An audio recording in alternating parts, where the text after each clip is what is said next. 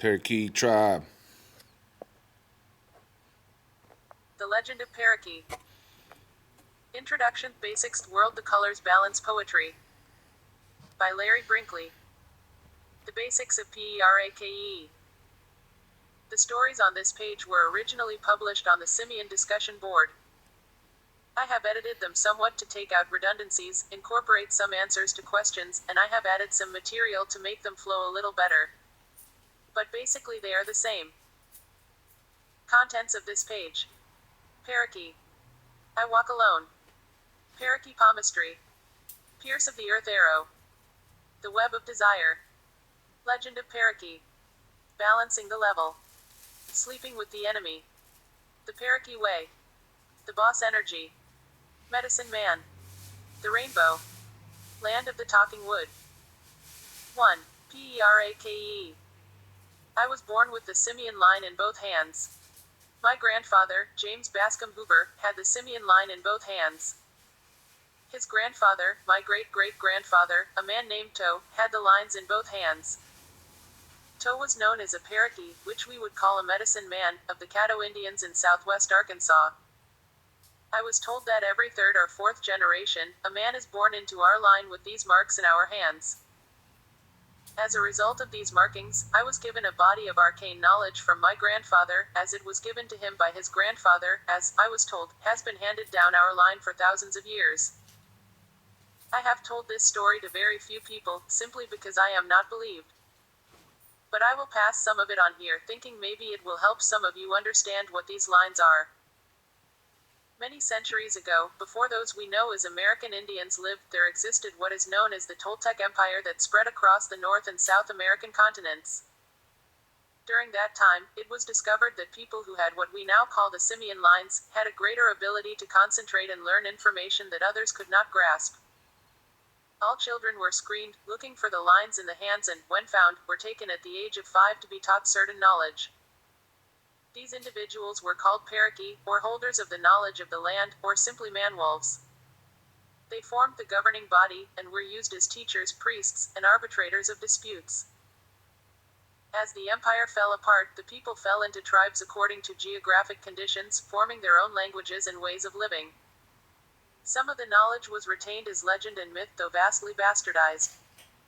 One such example is holding up your hand in greeting.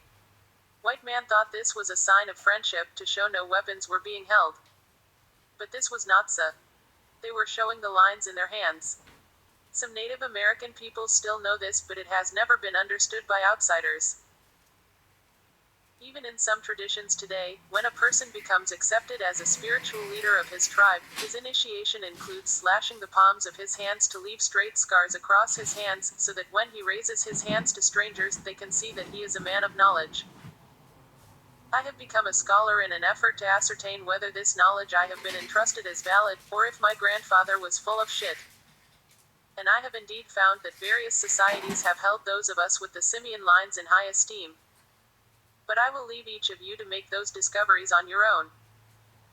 I have become an established poet and songwriter. In this way, I have passed what was taught to me, and some of what I have learned from those teachings, onto the world, though in a somewhat guarded form.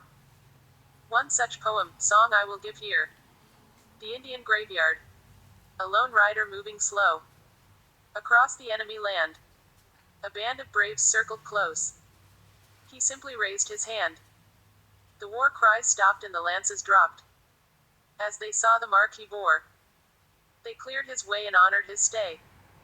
To harm him meant certain war. He's been to the graveyard to learn the wisdom of the dead. He's read the stones and ancient bones, where angels fear to tread. He's been to the graveyard. Now he's a medicine man. Power carried and where he tarries, peace spreads across the land. The Bow tribe of the Caddo is the holder of the blood. Indian law said Arkansas is the land of the talking wood. Hot springs and the diamonds are fruits of the sacred land. You can rob and rape, but you can't escape the curse of the holy man, because he's been to the graveyard. 2. I walk alone.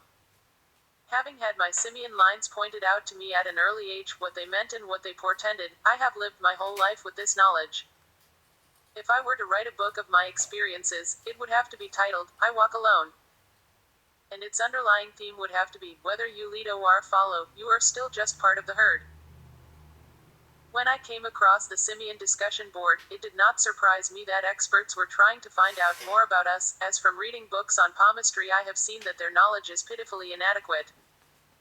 I was very surprised, however, to find many postings of simians who seem to have no idea of who or what they are. I received a flood of email from my first posting there. Unfortunately, my life is too busy to answer each one with the lengthy responses they deserve. After discussing the problem with Larry Rodriguez, he kindly gave permission to make a few blanket posts there to try to answer some of your questions. And then he encouraged me to make this site. I owe much to Mr. Rodriguez, smiley face. First, I want to say that I am not an expert on simian lines. Other than my grandfather and myself, I have never even met another person with double simian lines, and I am 50 years old. I can only report what was passed to me from my grandfather, and how I have used that information to navigate my world. I have known several, however, with a single simian line. One of them is my best friend, Calvin McQuaw. I often tease him that his simian side is semi-functional. Whereas the rest of the world lives their entire lives using only the top 4 feet of the ocean's waters, I would say that Calvin can safely explore the top 50 feet. And he teases me about being able to dive to the bottom and bring back perfect pearls. When I show up at his house with a new poem, he says, "Ah, I see you found another one." Then he grabs his guitar and we go about the task of putting it to music. He once referred to me in song as a painful hangnail on the middle finger of a manicured world. Excerpt from It Had Written. You can write a book on every man who ever lived, and still not comprehend all that life can give. Everybody's got it. Nobody gets it. My grandfather taught me that there are 2 kinds of people born. They are called Perakee and Mahakah. The difference is represented by the lines in their hands by how they use their life force. He said the life force is just like the sun. We cannot live without the sun, but it is too powerful for us to use directly. It must be weakened and put into components that man can use, such as warmth, light, food, water, and oxygen. Likewise, the life force must be toned down in order to be used by man. These components are clearly shown on the lines of the hand. The life line shows how much of the life force each of us is allotted. The headline shows how the life force propels us throughout our lives. These are the main lines of the Perakee, though other lines may show direction. Mahakah have a third major line on their hands.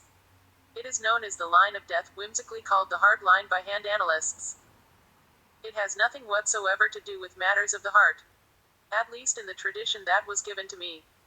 Instead, it shows the powerful self-destructive forces inherent in the vast majority of mankind. It is the mark of the dark side of man: emotion, ego, pettiness, lust, possessiveness. It is indicative of the force behind all lying, cheating, rage, war, religion, stealing, and wanton destruction, not only of mankind, but all of Earth's resources. My grandfather told me that there are few Perakee born, and that most of them die in childhood. The life force with which they are born is simply too powerful to be contained by most babies. In order for them to have even a slim chance of surviving, 2 things must be in place. They must be born into strong and healthy bodies, free of genetic defects. And they must be surrounded from birth by kind, loving, and patient adults. If they live to the age of 5, then they have passed their first great hurdle. They have successfully contained their power. At that time they are given guidance to help them channel their great energy. They have much to learn before they can safely venture into adulthood, the most important of which is how to live within the framework of their society. If they do not, they will be branded outcasts. Indians simply banished them from the tribe. But the Mahakah of white man is not so tolerant, they even whip their own children. If they do that to those they love, how will they treat us who they can never know? Guard your tongue well, lest you be imprisoned or hanged. Here is a very personal poem that I wrote many years ago. Last of the Perakee. Great-grandfather was the last of the Perakee. Medicine man of the Bow tribe, back when Toe was chief. His life was long, he dreamed of the hunting ground. But he waited just for me to hand his knowledge down. The lines on your hand show you are a special one. Two bloods battle in your veins, the moon and the sun. You are Toltec, holder of the knowledge of the land. Man is Mahakah, you are Perakee, the perceivers and the damned. Words are your weapons, you cleave the world in two. Power flows within you. You are the northern wind. By day the gentle rain, by night the rolling thunder. Perakee the man-wolf, you stalk the hearts of men. Always veil the truth, but never tell a lie. Never make yourself a target for any passerby. Listen to those who tap you in the darkness of the day. Let the Spirit guide you in all you do and say. Touch your world lightly, take only what you need. Travel inside yourself to find the sacred keys that unlock the holes in the sounds of the shadows of the land.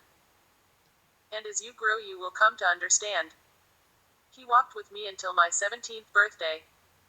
Said, "You're the old one now." And simply walked away. I don't know where he went, or all he talked about. But as I grew into a troubled young man, I found out that I live in two worlds, one of peace, one of wrath. Though I am a modern man, I tread an ancient path. Hands tied to the millstone, my mind is running free. The world does not know me. The last of the Perakee. 3. Perakee Palmistry. My grandfather's father married the youngest daughter of To, medicine man and chief of the Bow tribe of the Caddo Indians of southwest Arkansas. To was a Perakee, which means he was born with Simian lines in both hands. Knowledge of the lines was given to him by his grandfather, who was a Perakee. My grandfather was born in 1892, and he had Simian lines in both hands. And he was given the knowledge of the lines from To. The Bow tribe was wiped out by smallpox in 1912. To was never seen again, and his body was never found. I was born in 1954, with Simian lines in both hands, and my grandfather began teaching me when I was 5. That was 45 years ago, and I have never spoken of it till now, even to my wife of 33 years. So please bear with me if I appear to be stumbling in my explanation.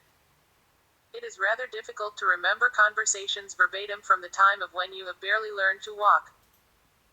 I have tentatively named this knowledge Perakee Palmistry for reference purposes. It is a body of knowledge developed by simians to be used by simians. It was given to me incidental to and preparatory to deeper knowledge that a simian can use to maintain balance in his life. So let's just say that I am recording here for the purposes of posterity a primitive tradition of an American Aboriginal people. Perakee Palmistry. The side of the palm next to the thumb is called the east. The side toward the fingers is called the north. The outside edge of the palm is the west. And the side toward the wrist is called the south. The lines on the palm show the types of energy we use as humans, and how we use them in our lives.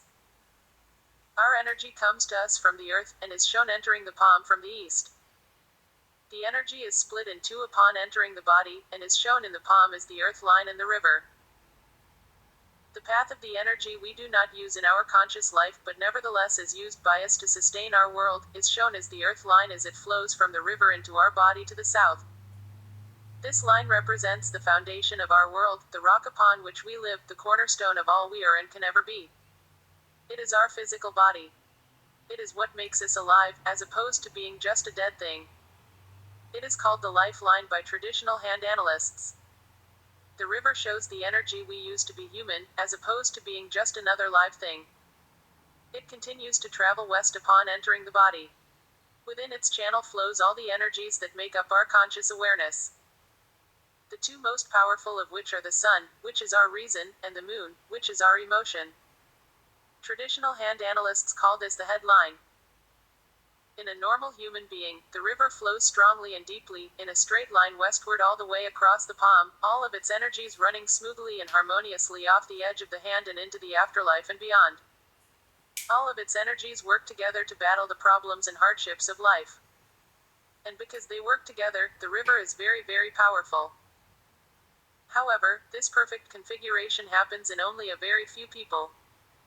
In most people, the energy of the river is split, causing it to lose much of its vitality. Their river does not run as strongly. It travels southward somewhat, and does not have the force to make it all the way across the hand. What happens is the sun and the moon cannot work together. The moon leaves the river and makes its own channel in the north. This is called the hard line by traditional hand analysts. The reason the intellect is called the sun is because, like Sol, it shines with a brilliant radiance and forcefulness all its own. Where reason walks, darkness cannot exist. It can illuminate even the darkest areas in our life. But, like the moon, emotions cast no light of their own. When hidden from the light of the sun, the moon is nothing but darkness. Even emotion's most positive quality, love, is but a pale reflection of the need and desire to not be alone. Since the moon has no life of its own, the channel where it flows is called the line of death. The moon is always angry and jealous of the sun, because it knows it can never be as powerful. It is dependent upon the sun for its energy, so it despises its master and is resentful. The sun stays in the river, but it has lost much of its power without the moon. And they are always fighting for control of the person. A person whose life forces work together in the river is called Perakee, or he who speaks with authority. He sees more clearly and can work more consistently toward his goals because he can direct all he is on the problem at hand. A person whose life forces are split is called Mahakah, or perceiver. For him, perception is reality. He takes everything that he sees, hears, smells, tastes, and touches as concrete. But because of all the bickering between the moon and the sun, his interpretation of what he senses is often faulty. In the Perakee tradition, the right hand indicates the patterns at work during the day, and the left hand indicates the patterns at work in the darkness of the day. This is not talking about daytime and nighttime. Day means times when you are in normal awareness, in full control of your faculties. Darkness of the day refers to times when you are being pushed or pulled by circumstances outside your control, when you are asleep, or under trying circumstances, or emotional duress, panic, under the influence of alcohol or drugs, etc. It refers to times when your unconscious mind takes over. Neither Perakee nor Mahakah is better or worse. Each has his own flaws. It takes a lifetime to master each his own strengths and weaknesses. And they need each other. 4. Pierce of the Earth Arrow. If we lived in a perfect society, at peace and without pettiness, everyone would be born with the lines of the Perakee. The life force would flow like a powerful river straight across the palm and off the edge of the hand into the afterlife and beyond. There are 22 energies flowing in the river which work together to make us human. Some are animal qualities, some are plant qualities, and some are unique to humans alone. Of the uniquely human energies, the two most powerful are the intellect, or sun qualities, and emotion, called the moon qualities. All these energies work together, not always harmoniously, to battle life's problems. But in the vast majority of people, the life force is split in two. The sun and moon do not work together. They are completely separated. The moon, and some of its allies, leaves the river and creates its own channel in the north toward the fingers. The intellect, and its allies, remains in its original course, but the river's power is greatly reduced. It curves to the south toward the wrist because the emotions exert enough force to change the course of the river. And the river now lacks the force to cut a channel all the way across the palm. The lines on the hands are created before a person is born. They are formed at the exact moment when the fetus becomes a living entity, a live baby inside the mother.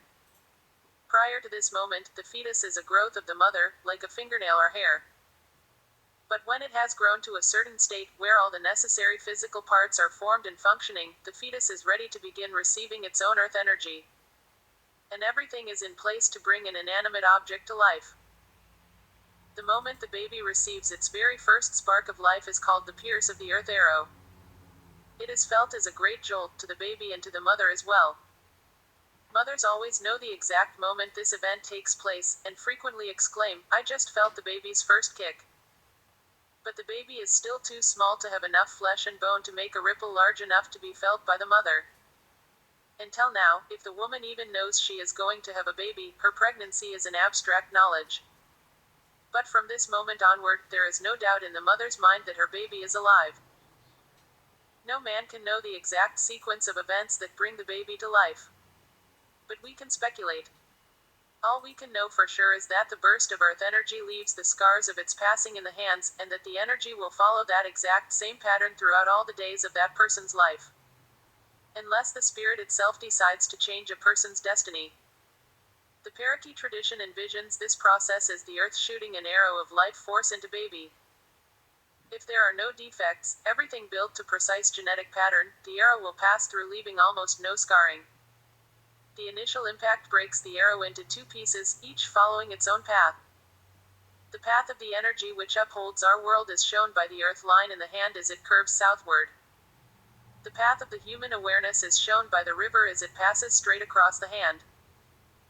If the fetus is not formed exactly right, according to exact genetic specifications, three things can happen. 1. The process may not work at all, in which case the fetus does not come alive and is aborted by the mother's body. 2. The material may not be dense enough, in which case the damage is so great that the life force cannot be retained effectively by the body.